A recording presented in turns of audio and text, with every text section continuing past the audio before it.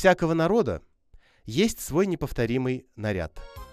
Так уж устроены люди, что любят все красивое и изящное. Приятно, когда человек опрятно и со вкусом одет.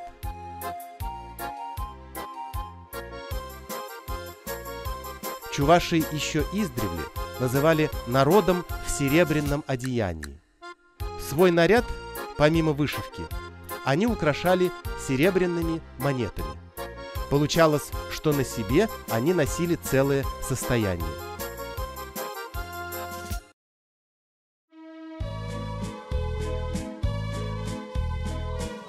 Наглядно можно было увидеть, из какой семьи тот или иной молодой человек.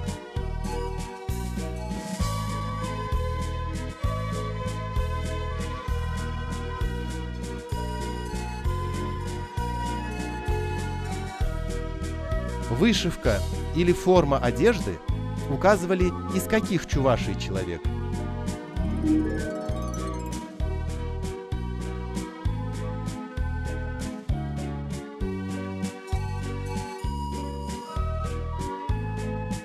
Низовых или верховых, холостой или семейный и так далее.